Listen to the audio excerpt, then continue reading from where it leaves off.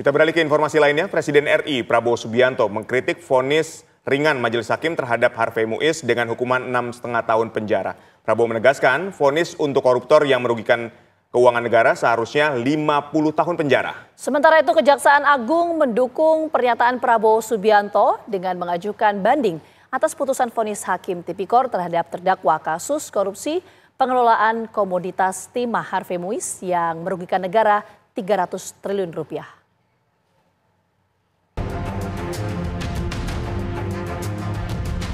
Majelis Hakim Pengadilan Tipikor memvonis ringan Harvey Muiz dengan hukuman 6,5 tahun penjara, denda 1 miliar rupiah dan uang pengganti 210 miliar rupiah. Vonis yang dijatuhkan terhadap suami Sandra Dewi itu menuai reaksi publik karena dinilai terlampau ringan dan tidak sebanding dengan kerugian negara yang nilainya fantastis mencapai 300 triliun rupiah. Jatuhkan pidana kepada terdakwa dengan pidana selama 6 tahun dan 6 bulan. Presiden RI Prabowo Subianto mengkritik vonis ringan Majelis Hakim terhadap koruptor yang merugikan keuangan negara hingga ratusan triliun rupiah. Prabowo menegaskan vonis untuk koruptor yang merugikan keuangan negara seharusnya 50 tahun penjara. Terutama juga hakim-hakim yang vonisnya jangan terlalu ringan lah. Nanti dibilang Prabowo nggak ngerti hukum lagi. Tapi rakyat pun ngerti, rakyat di pinggir jalan ngerti. Ngerampok triliunan, kalau triliunan, ratusan triliun. Vonisnya sekian tahun. Nanti jangan-jangan di penjara pakai AC, punya kulkas, pakai TV. Jaksa Agung naik banding nggak? Naik banding ya? Naik banding. Vonisnya ya 50 tahun begitu kira-kira itu. Sementara itu Kejaksaan Agung mendukung pernyataan Prabowo Subianto dengan mengajukan banding atas putusan vonis Hakim Tipikor terhadap terdakwa kasus korupsi pengelolaan komoditas timah Harvey Muiz yang merugikan negara 300 triliun rupiah. Kejagung juga menanggapi pernyataan Prabowo soal hukuman 50 tahun bui bagi koruptor. Kami sangat responsif terkait dengan pernyataan beliau, ya, pernyataan Bapak Presiden yang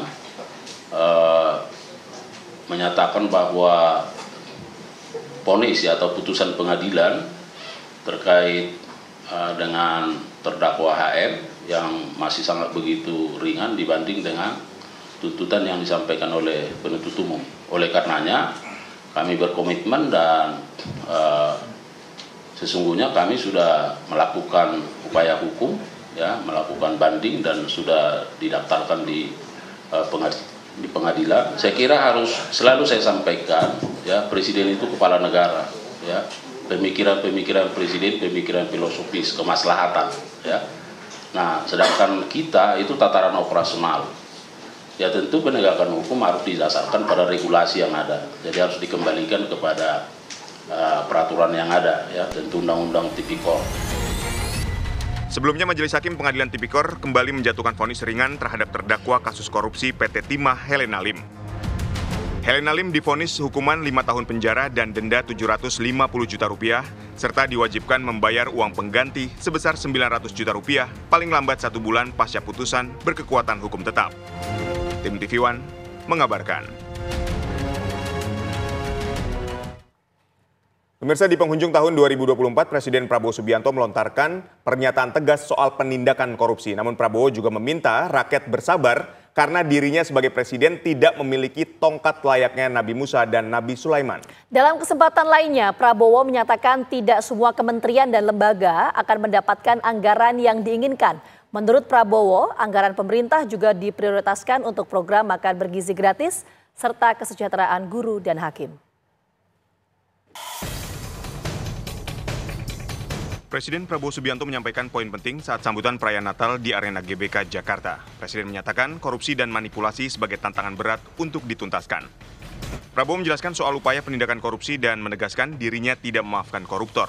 Namun Prabowo juga meminta rakyat bersabar karena dirinya sebagai presiden tidak memiliki tongkat layaknya Nabi Musa dan Nabi Sulaiman. Ya, ini tantangan kita bersama dan kita akan atasi itu semua.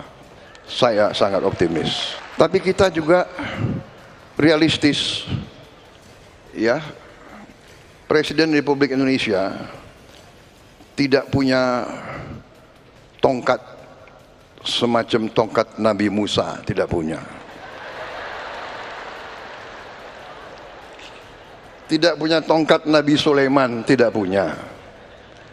Tapi percayalah, kalau kita beritikat baik, kalau kita bertekad untuk berbuat baik, kita yakin kita akan berhasil. Kita yakin Yang Maha Kuasa bersama kita. Ada yang mengatakan Prabowo mau maafkan koruptor. Bukan begitu. Kalau koruptornya sudah tobat, bagaimana tokoh-tokoh agama? Iya kan? Orang bertobat, tapi kembalikan dong yang kau curi. Udah nyolong, aku bertobat.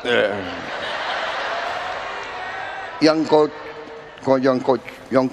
curi kau kembalikan. Bukan saya maafkan koruptor, tidak.